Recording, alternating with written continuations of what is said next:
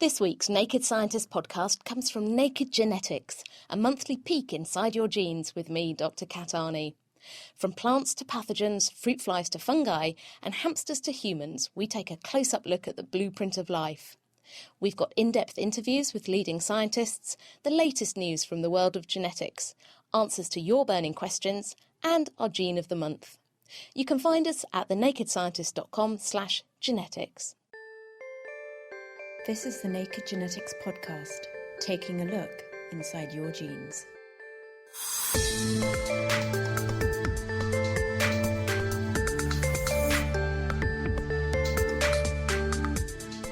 This month, we're taking a look at the world of top models.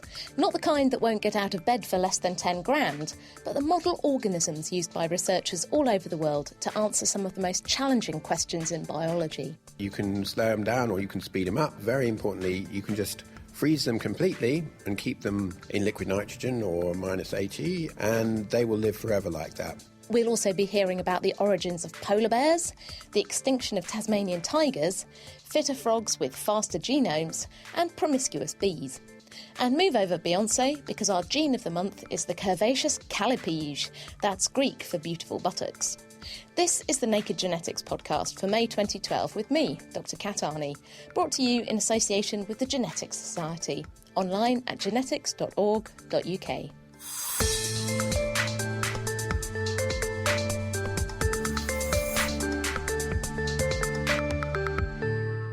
When you think of supermodels, you may think of skinny, pouting beauties strutting up and down the catwalk. But one of the more recent stars on the modelling scene in the world of genetics research is just over 1 millimetre long, completely transparent, and you can pop it in the fridge over the weekend. To find out more about these curious creatures, I spoke to Jonathan Hodgkin, Professor of Genetics at the University of Oxford. I and hundreds of other labs around the world, we work on a tiny worm called C. elegans, Caenorhabditis elegans, which lives in the soil all over the world, but it turns out to be a wonderful organism for studying in the lab for all sorts of problems because it's just incredibly easy to work with, and geneticists love it because it goes through 2 generations a week, so it grows incredibly fast. Work on this started about 40 years ago, and it's just kept on expanding. So back then, which was actually when I started working, there was just one lab, and now there are about 800 around the world. So who first thought this was a good idea to look at these tiny worms? Where were they first found? Well, these particular tiny worms, the one we work on, they all come from one worm that was isolated on a mushroom farm near Bristol in the early 1950s. One of the reasons it's a handy creature to work on is that it can reproduce by self-fertilization. So you can trace everything back to one worm. I understand they're quite handy as well. You can pop them in the fridge, you can put them in the freezer. Yeah, that's a big advantage. You can slow them down or you can speed them up. Very importantly, you can just freeze them completely and keep them in liquid nitrogen or minus 80, and they will live forever like that. And then you just thaw them out, and it's actually wonderful to watch them waking up after having been frozen for what for them is the equivalent of 40,000 years, and they just say, Here we are again. Here we are again, yeah. So tell me a bit about how studies into these worms have told us about human biology, because you might not think that there's an awful lot of similarity between a tiny worm and humans, but they have had a really big impact on our understanding of some processes. They certainly have. One of the things that was originally intended in this process was to understand how you put together a nervous system. That's led to an enormous amount of basic understanding of how that happens, both how you make a nervous system, how you wire it up, and how it functions. But then there have been all sorts of completely unexpected things that came out of this, and 2 of those ended up as Nobel Prize-winning discoveries. And one was understanding cell death, apoptosis, which is absolutely crucial to health and just everything that happens in your development. And all the time in yourself, cells are dying all the time, and it hadn't really been appreciated how important that was, and that there's actually a special program that allows cells to commit suicide gracefully, and that was really all worked out because of the C. elegans worm. And the other thing is this novel process called RNA interference, which is a new way of turning genes on and off. And again, that we didn't expect that to be discovered, wasn't predicted, came as a complete surprise, but we were able to use the power of the experimental system to get to that point. And now RNA interference is being used in all sorts of studies in human diseases and across the biological world. It certainly is. Like every discovery, the initial dreams that people had didn't quite pan out, but some of them did pan out. And there's still a huge amount of potential for using this RNAi process to control disease, to control viruses. One of the other things that you're interested in is testing drugs on worms, and presumably these are not drugs that will have an impact on the worms, but these are drugs that may be useful or beneficial for humans. Well, worms are a good system for this, partly because they're so small. I mean, a fully grown worm is only 1 millimetre long. You can barely see it. But that means you can grow it and keep it just in a tiny, tiny drop of liquid. And that means that, therefore, if you want to screen 1 million different compounds for their effectiveness as a drug, you only need a tiny amount of the drug in order to do the test. And also it's very easy to see what's going on because the worm is completely transparent and you can see what's happening inside it all the time. So if a drug has an effect, it's immediately dramatic. As far as a lot of human diseases, what we can do is basically humanize the worm. We can put human genes into the worm, and then they can be given these human diseases, and we can try and cure them in the worm. So Alzheimer's disease is an example of this, where you can worms don't normally get Alzheimer's disease, but you can make them have it by putting the relevant human genes in there, and then you can test for drugs that will be ameliorative for Alzheimer's. And as well as their benefit for humans, worms are also an agricultural problem. They're an agricultural pest. They sure are. So are there some ways that we can try and develop new ways of tackling them as a pest as well as a beneficial species? Yeah, that's the other side of what we do, and something I'm increasingly interested in my own work is that C. elegans is completely harmless. I said we found it in a mushroom. It was found in a mushroom farm originally, but if anything, it's beneficial to growing mushrooms. But it's totally harmless. But there are lots of other related nematodes which are very bad crop parasites, and it's estimated that something like 10-20% of all primary crop production is reduced, is severely at risk with nematodes. There are places where you simply can't grow tomatoes because of the nematode risk. So finding new ways of attacking nematodes, and particularly plant parasitic nematodes, is very, very important. And it's even more important because the main compound that was used for many years, methyl bromide, to control plant parasitic nematodes, is quite rightly no longer allowed to be used because it's a very dangerous compound. So there's a big gap and need for new drugs to control plant parasite nematodes. So maybe from these tiny worms we could get new drugs for human diseases and new drugs to combat this agricultural side. Certainly, absolutely.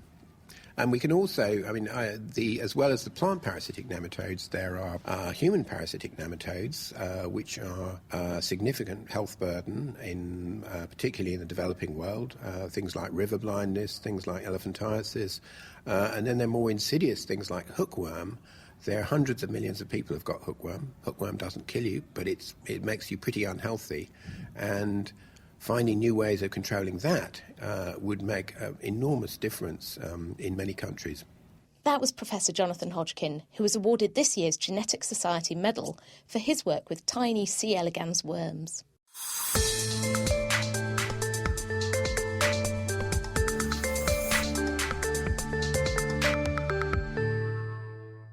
Coming up later, we'll be hearing about 2 other supermodels from the world of genetics research. But first, it's time to take a look at the top stories from this month with science writer Nell Barry. What have you got for us this month, Nell? So the first one is about polar bear evolution. Now, everybody likes polar bears. Oh. Yeah, they're cute, they're fluffy. What we're looking at here is how did polar bears evolve to be different from normal bears? Brown bears, other kinds of bears that do not live in the Arctic. Obviously, they're big, they're white.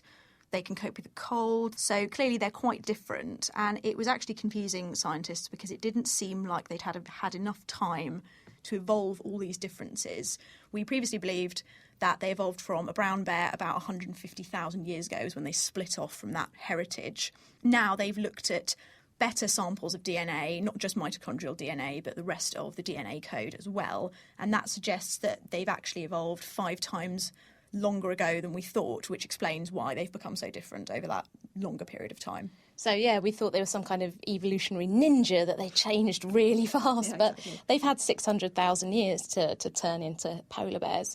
I also thought it was quite interesting, it picked up that it's very difficult to do evolutionary research on polar bears. There aren't fossils because they tend to just die on the sea ice and then sink to the bottom of the sea. So it's quite good that they've managed to get enough samples and use new techniques to make sense of it, because the polar bears are under a lot of pressure at the moment, and poor things, are they going to evolve out of it? I don't know. Well, I mean, we'd hope so. One thing they also found was that they're not very genetically diverse, which is going to be a problem if they need to evolve to cope with, less sea ice than there was before, encountering humans, putting up with pollution, all that kind of thing. So hopefully this might maybe give us some ideas of how to help them do that if we need to in the future. And moving to another sad story, this one's about an animal that's already become extinct, the Tasmanian tiger.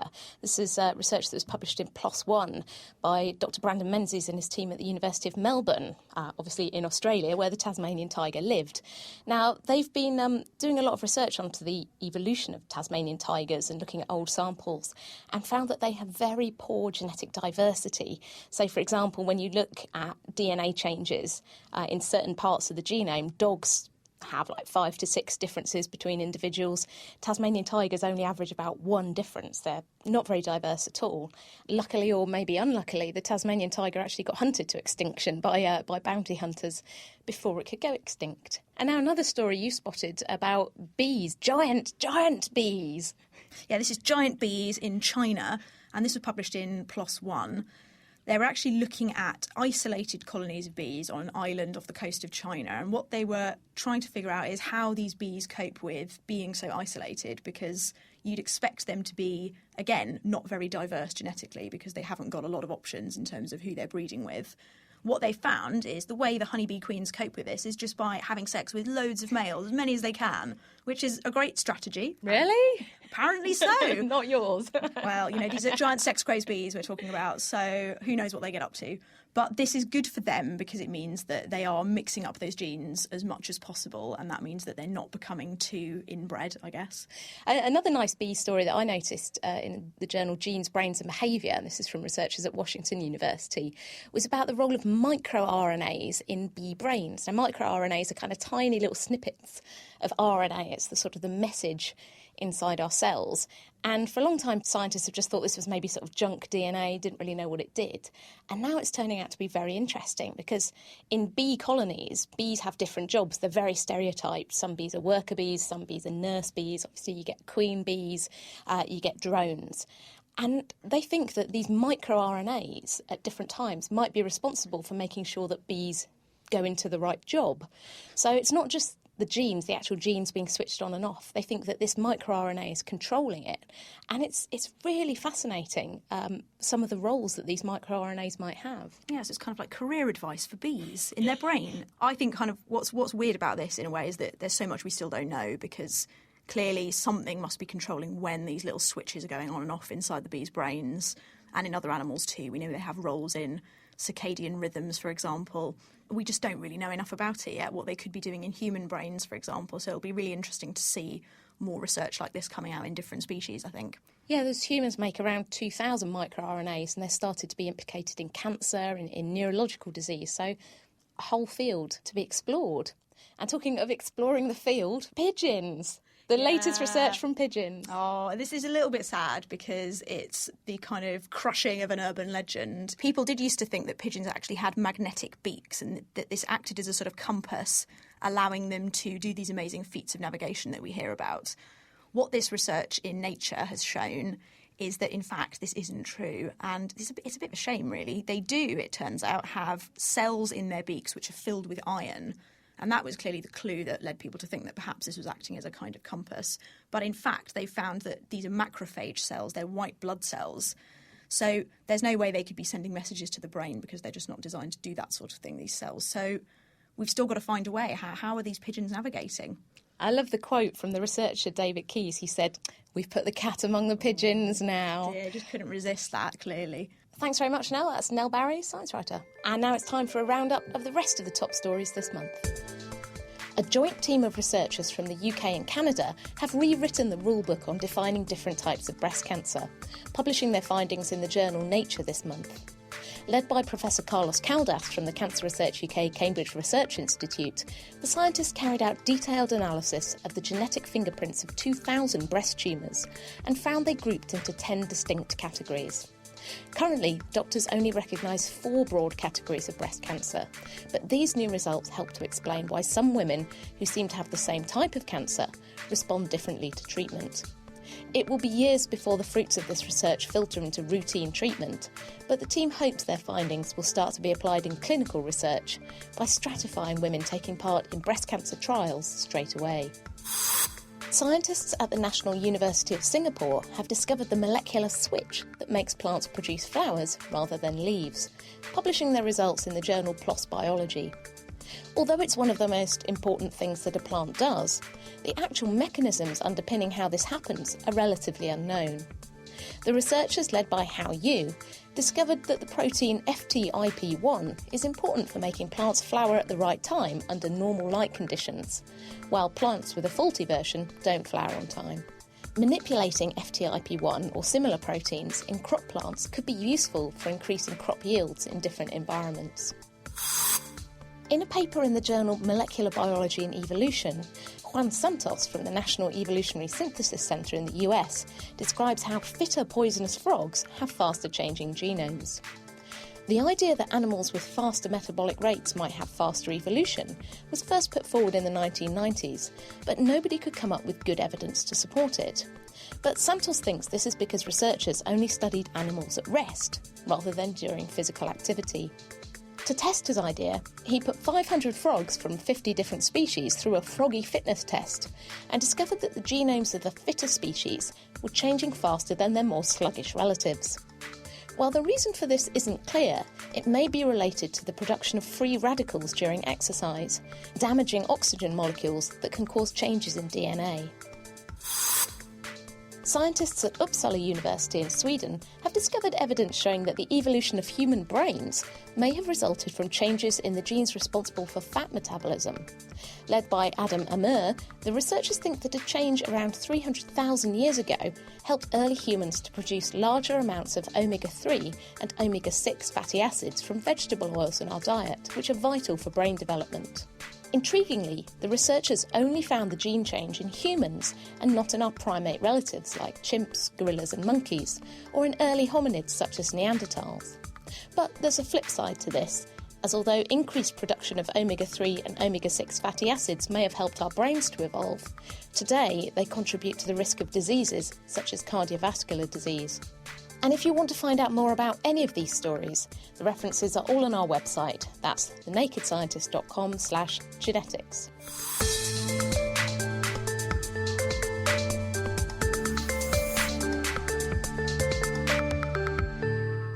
Still to come, we'll be answering your genetics questions, including finding out whether high-speed travel can change your DNA. But now it's time to take a look at a couple more supermodels from the genetics world, starting with plants.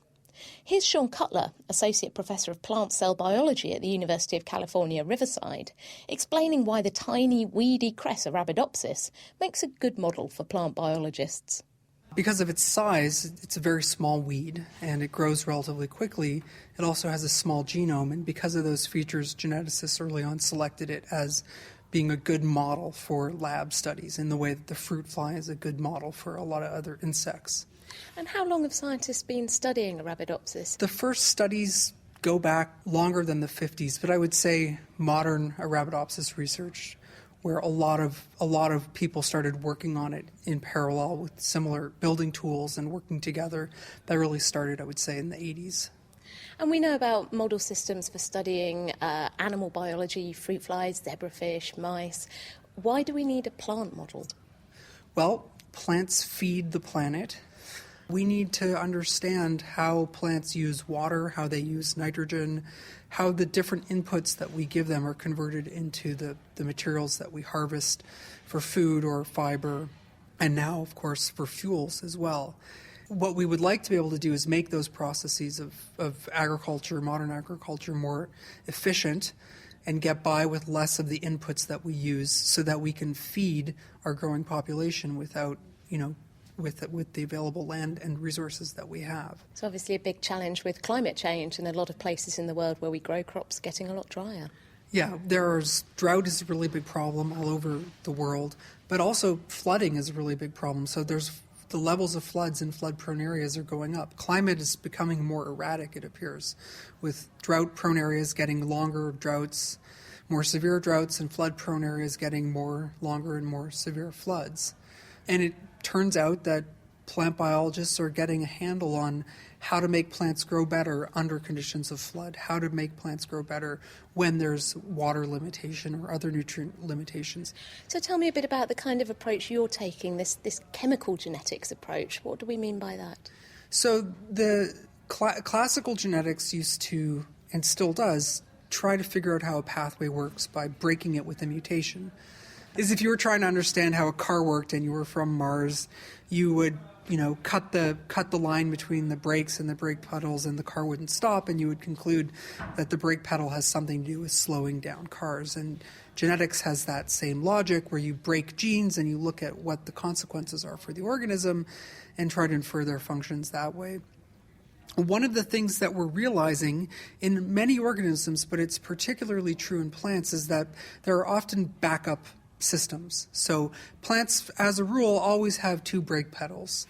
And if you're trying to do that experiment where you cut the line on the brakes, you might never discover the existence of a braking system. Chemicals often, for technical reasons that I don't need to get into, chemicals can sometimes indiscriminately cut all of the brakes instead of just cutting the one particular brake cord in this now overwrought analogy. So chemicals provide an additional tool in the arsenal that a geneticist can use to help understand a pathway. And they can be particularly helpful where redundancy may have been preventing a geneticist from fully understanding how a system works. That's Sean Cutler from UC Riverside. Dr. Tanya Whitfield and her team at the University of Sheffield are using a rather different model, stripy little zebrafish, to study ear development. The first thing I had to ask was, what on earth a zebrafish's ear looks like? They don't have an outer ear, a pinna like we do, and they don't have a middle ear system, but they do have the equivalent of our inner ear, and they do use their ears for both hearing, so they're sensitive to sound, although they're not sensitive to quite the same range of frequencies that people are. And they also use them as a balance organ, which is exactly what our own inner ears are used for too. So we remain upright, partly because we're constantly sensing whether we're the right way up using our inner ears. And tell me about some of the work you're doing with zebrafish. How are you using zebrafish to try and find how the ears work? The subject I was talking about today was our work looking for small molecules that can actually affect the way the ear develops and functions in the embryo. The fish is particularly good for that because the embryos are small, which means we can treat them with different compounds, different small molecules, and see whether those have any effect on the developing ear.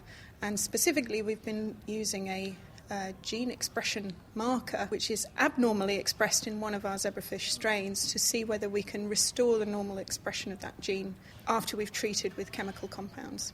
So when these fish don't have their ears developing properly, they make this marker that you can see, and then you're looking for things that will turn it back to normal. Exactly, yes. And we can do this in not a high throughput, but a sort of medium throughput format. So we can screen plates of about 80 chemicals at any one time.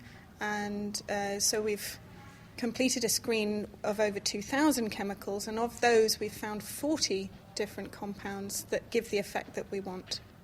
So what are some of the similar problems in human hearing that mimic what you see in your fish? And do you think any of the things that you've discovered could be useful for human hearing or balance disorders? We're at the very basic end of research, so it's very early days to say that yet. But the fish with the abnormal gene expression I was talking about actually also has swollen ears as a developmental defect. And in fact, too much fluid inside the ear is a problem in some clinical conditions. For example, something called Meniere's disease, which is actually quite a common disorder and for which The causes are largely unknown, and some syndromes such as Pendred syndrome, which is an iron imbalance syndrome which causes problems in the ear and in the thyroid gland. But the idea is, the long-term goal is, yes, to identify new lead compounds that might be used in a drug development process. That was Dr. Tiny Whitfield from the University of Sheffield.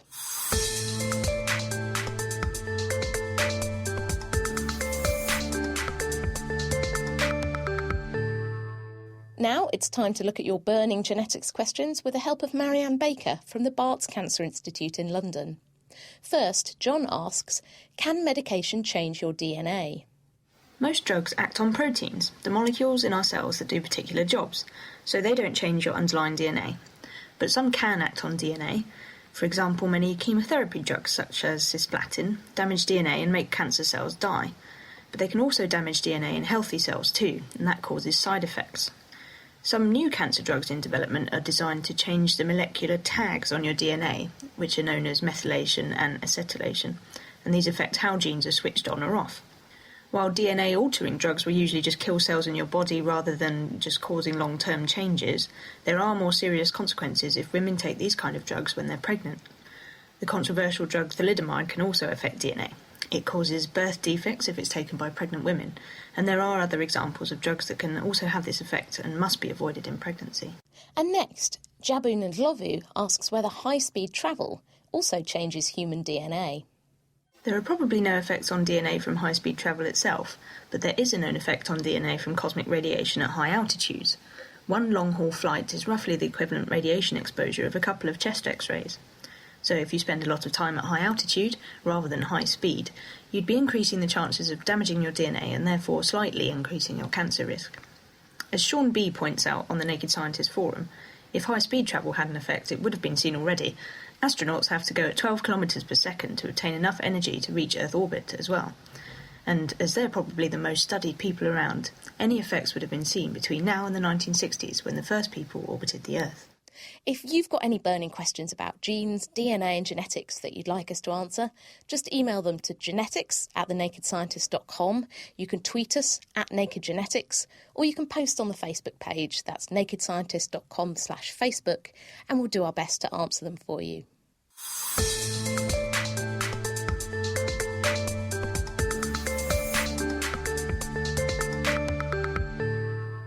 And finally, move over Kim Kardashian, because our gene of the month is the curvaceous callipyge. That's Greek for beautiful buttocks. It was first spotted back in the early 1980s on a farm in Oklahoma, when the farmer noticed some sheep in his flock with particularly big, muscular bottoms. Tracking down the callipyge gene itself turned out to be quite tricky, because it's inherited in an unusual way known as paternal polar overdominance. This is the only known example of this phenomenon in mammals. Now, animals only get big bums if they inherit a normal copy of the gene from their mother and a version from dad that has just one single DNA letter change. Agricultural researchers are very interested in callipyge because the mutation enables sheep to convert food into muscle 30% more efficiently than their small-bottomed siblings. And as well as the potential for breeding meatier livestock, scientists think it could also shed light on human size and shape, helping our understanding of the genes, with a G, that affect whether we can fit into our genes, with a J. That's all for now. I'll be back again next month finding out how researchers are using genetic approaches to tackle neurodegenerative diseases. If you've got any questions or feedback, just email me. That's genetics@thenakedscientist.com. You can also get in touch through the main Naked Scientist Facebook page.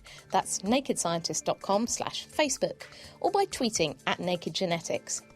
Don't forget that every episode of the Naked Genetics podcast is available on iTunes or online at nakedscientist.com/genetics. The Naked Genetics podcast has been brought to you in association with the Genetics Society, online at genetics.org.uk. I'll see you next month for another look inside your genes.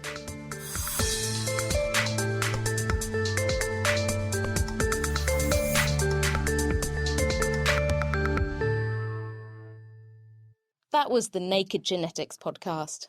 Browse our previous shows to find out about our evolutionary history, the genetic logic of development, the mutation behind Van Gogh's sunflowers, why you might hoard 9,000 placentas, and much, much more.